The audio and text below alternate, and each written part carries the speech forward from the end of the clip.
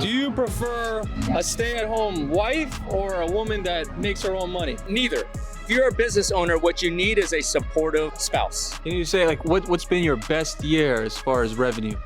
Oh, revenue? Yeah. You want me to say online how much I make? So you're not marrying or being together with the person who they are now.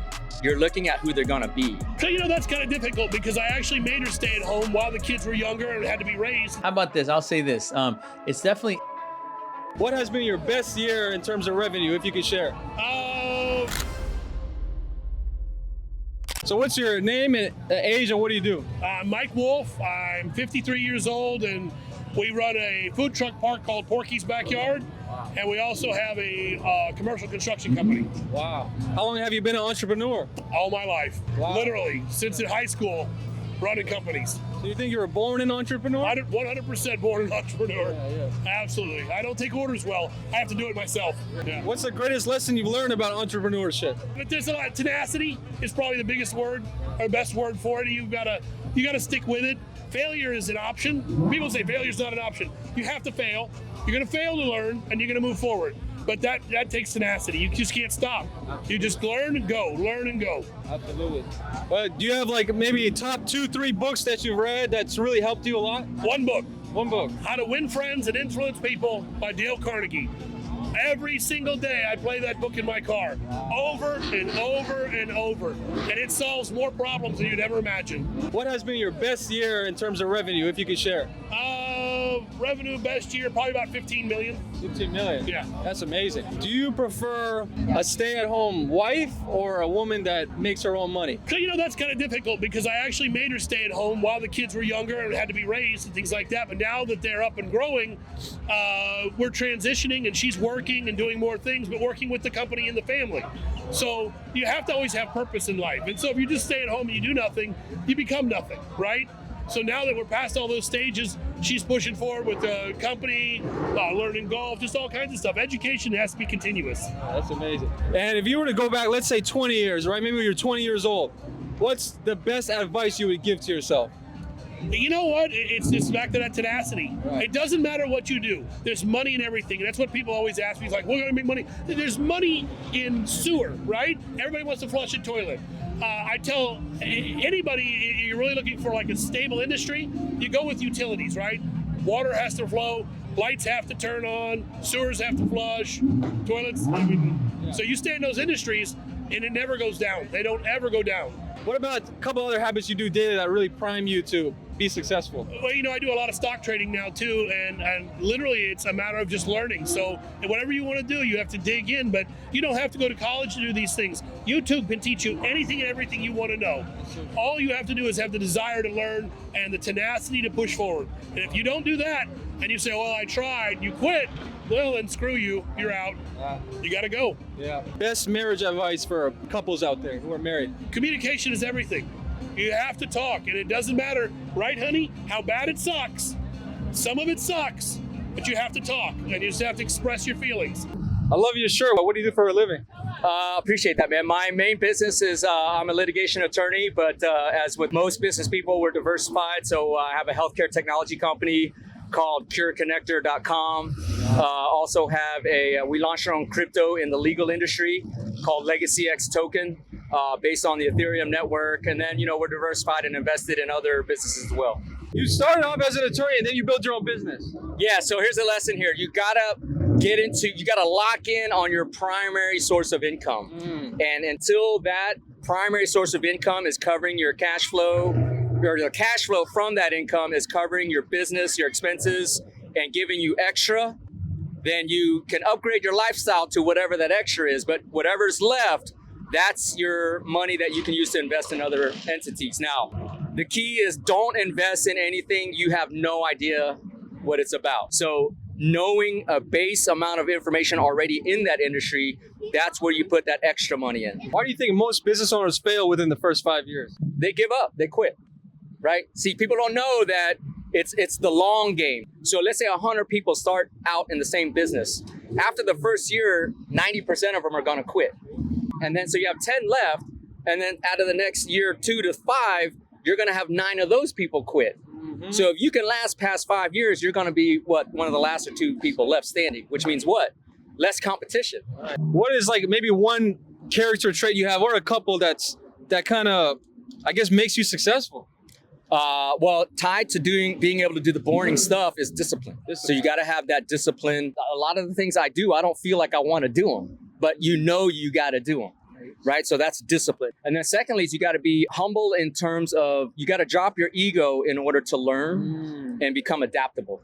Right? But if I was like, no, I'm the attorney, it's got to be done my way, then you never get better. Yeah. What do you think keeps people broke in today's world? Why are some people broke, lazy, etc.? What keeps people broke is trying to keep up, right? I've got a supercar, but there's always going to be a faster, a louder, a newer car. So if I'm constantly trying to keep up, I'm not putting my resources into assets. I'm putting them into different things that don't give me that much of a return. Now, at the same time, being in a supercar group does give you a return because you're networking with high value people. The other thing is like not being disciplined in terms of how you use your resources, how you spend your money, how you spend your time, your focus. All these things matter. And when people think that it's easy, that first sign of hardship, most often people quit. Do you prefer a stay-at-home wife or a woman that gets her own money?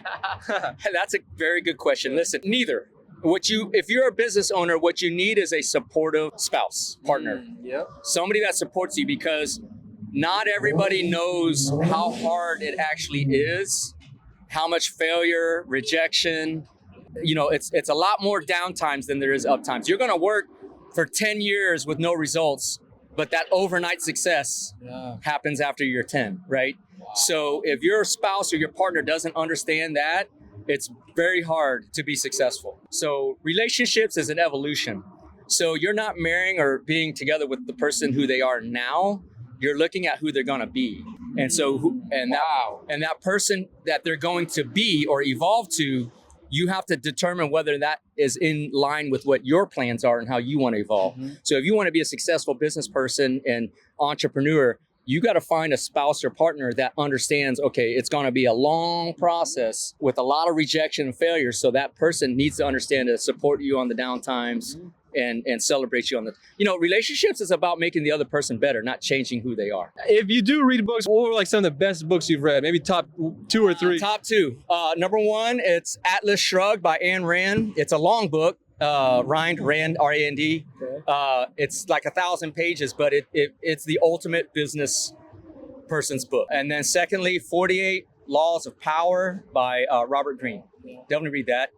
The other one was The Magic of Thinking Big and The Law of Attraction. Definitely read those. What drives you? I'm driven too, but I want to know what drives you. Yeah, I got a few years on you, man. It's the value is not in what you can acquire.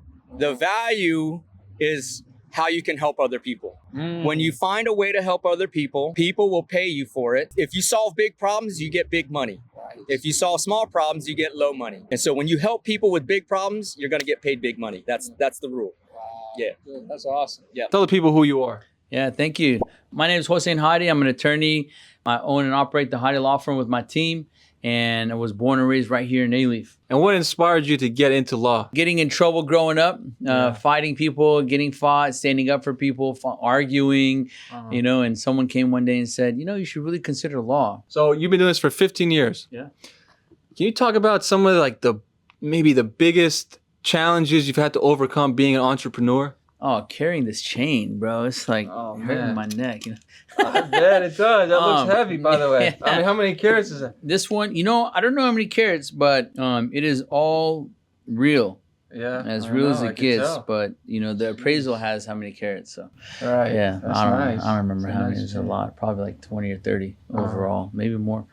So, but biggest challenges that I've had to overcome, all the haters saying that you can't do it. There's no way you can do it. It's a hard field. Law is hard. You won't be able to study to pass law school. What has been the greatest lesson you've learned about entrepreneurship? You got to take steps back to be able to continue walking forward. It's like marathon runners, right? Sometimes they got to stop and take a deep breath. Not everything in life is going to be perfect all the time. Right. And when you have a setback, you have a client that's upset, you have a trial that doesn't go your way, you have a case that you didn't settle as much as you thought you could have. How did you start? And then how did you go from, you started as a lawyer and then now you have your own practice. Yeah. So can Can you describe that process? You know, I was the only law student in law school with a law firm. Law Okay. student in law school with a law firm. And Wow. I met an amazing friend. She's a great friend of mine, Ana Gutierrez. And her father, Baldemar, was a very powerful and still is a very powerful attorney. And after like the first year, during the first year, he said, what do you see yourself doing? And I said, you know, I want to go work for someone and make mistakes and learn from those and then come start my own practice. He said, no, he's like, why don't you just go start your own practice? Learn from your own mistakes and then grow as you're learning from your mistakes. He asked me to make a business plan. So after my first year in law school, that summer, June of 2007, I made the business plan. He approved it. He opened up a satellite office here. So in the next year and a half of law school, because I graduated in 2.5 years, I handled probably 22 cases through his office and his attorneys there. Wow. And my biggest one was a case that some major lawyer was trying to settle for 40, and the client came to me and I settled it for $100,000. Even then, I didn't know what I was doing, Wow. let alone now. Wow. Let alone now. So when I graduated, he handed me the keys to the office. Can you say like what's been your best year as far as revenue? Oh, revenue? Yeah. You want me to say online how much I make? Yeah, man, you're obviously Well, very successful. How about this? I'll say this. It's definitely 8 figures. Wow. Yeah. And every year has been better than the next. Wow. Yeah, fortunately. How do you scale from like a 6-figure to 7 to 8? What are some strategies to Yeah. scale? That's a really good question. Believe in yourself and Okay. invest in yourself. A lot of people start a business and they're afraid to have one less meal during the week for dinner. They're afraid to not put as much gas and don't really drive as much. They're afraid to don't buy that extra shoe or extra iPhone if you really don't need it. Put that money in your business. Let's say like I don't know if you read books, but if you could give maybe top 3 best books that you've read. First and foremost, Diary of a Wimpy Kid. But yeah, the other 2 books, The Art of War and The Prince. Right. 2 very powerful books that you should try to read multiple times a year. Those are books that you shouldn't just read once and never read again. What drives you though? I mean, because you work hard, you know, and you've been working hard a long time. And you're still going at it hard. So what drives you? You know, a lot of people they just don't have it in them. It's like a game, and it's making it to the next level. Right. And to me, every level is the people that I help in life, and who can I help next? Who is in a situation next that doesn't understand how to process it? So to me, it's never been about money. The money came with it, which is amazing. You think everyone's built for entrepreneurship? No. As much as I want to say yes, it's in everyone. Are they born or are they made? You know, I was about to say, maybe not everyone's ready to be an entrepreneur, but just like working out, you can mentally work yourself out. You can, around yourself, your presence, work yourself out. And you can create that entrepreneur, right, vibe and being in your life. Life experiences go heavy into becoming an entrepreneur and a business owner, right? I was born and raised in the streets.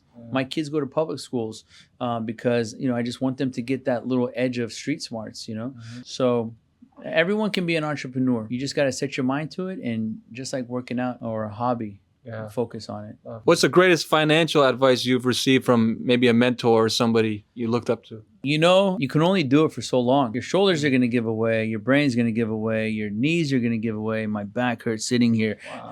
So make sure you invest in your future because we're young right now. The young us can run and hustle and do all of this stuff.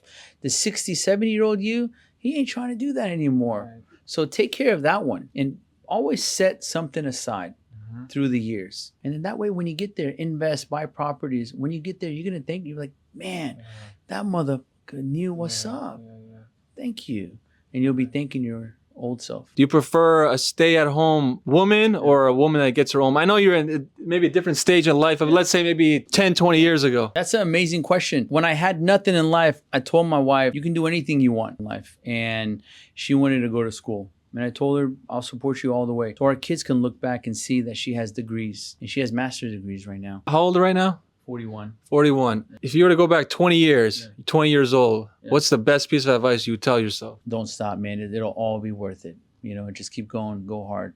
Yeah. Don't change anything either. How old were you when you became a millionaire? Oh, well, that's a good question. When I became a millionaire, I was 10 years ago, 31, 32 years old. I was in that, you know, in that bracket. You knew it, like you saw it. You prayed for it. Right. You hope for it. And I would never, I don't even, right now, I don't think I'm a millionaire. I don't. What calls you a million in cars, million in houses, million in jewelry, million in shoes, million in the bank, million, you know? So like at what point and why do we need to say we're a millionaire, right?